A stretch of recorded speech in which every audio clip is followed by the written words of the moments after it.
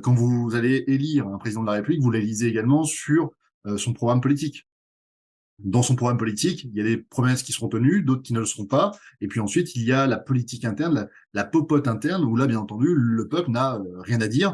De toute façon, il n'est pas au courant. Et comme je l'expliquais hier à mes étudiants, en réalité, on ne vous permet pas non plus de réfléchir. Par deux raisons. La première, c'est que vous n'êtes pas instruit. Vous arrivez en première année de droit, sincèrement, franchement, le niveau est très mauvais. Et la deuxième, c'est qu'une fois que vous rentrez dans la vie active, vous n'avez plus du tout le temps de réfléchir puisque vous êtes constamment en train d'essayer, vous êtes dans une logique de survie où dès le 5 du mois, vous êtes en négatif. Et les 5 du mois, c'est peut-être aujourd'hui, peut-être même le premier du mois, vous êtes déjà en négatif. Donc quand vous êtes dans une logique de survie, vous n'êtes pas dans une logique où vous avez envie de réinvestir la politique et faire en sorte que cette oligarchie qu'il y a actuellement au pouvoir, qui a gangréné toutes les institutions de la République, eh bien, s'auto-valide. Parce qu'aujourd'hui, un des gardiens notamment de la démocratie et de l'état de droit, c'était notamment le Conseil constitutionnel. Le Conseil constitutionnel répondait à une problématique qui était la suivante.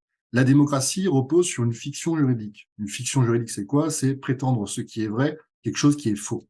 C'est-à-dire que la majorité équivaut à l'unanimité. La majorité des citoyens qui va élire un président de la République, qui lui va représenter l'unanimité du peuple français. Deux personnes vont pouvoir décider du destin d'une troisième. C'est ça la démocratie. Donc, il y a quelque chose qui, à la base, est déjà pas très bon. Mais c'est, comme disait Churchill, le moins pire des systèmes.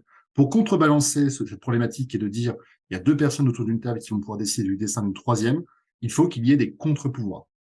Ces contre-pouvoirs, c'était notamment le Conseil constitutionnel, qui peut contrôler la constitutionnalité d'une loi, c'est-à-dire dire à la majorité politique vous avez voté une loi, mais cette loi n'est pas constitutionnelle parce qu'elle méconnaît des principes qui sont supérieurs à cette loi. Et par conséquent, je la censure.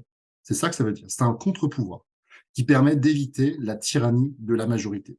Aujourd'hui, ce contre-pouvoir, c'est Fabius, c'est Juppé, des personnes qui ont un casier judiciaire. Rappelons-le, aujourd'hui, moi, si je prends un stagiaire dans mon cabinet d'avocat, il faut qu'il y ait un casier judiciaire qui soit vierge. Donc, vous pouvez avoir un casier judiciaire qui n'est pas vierge et être membre du Conseil constitutionnel. Et par contre, pour venir faire un stage dans mon cabinet, il vous faudra un casier vierge. Vous voyez un petit peu la problématique. Donc aujourd'hui, en fait, on a une caste politique qui a gangréné toutes les institutions, ce qui fait que les contre-pouvoirs qui permettaient justement d'éviter la tyrannie de la majorité dysfonctionnent.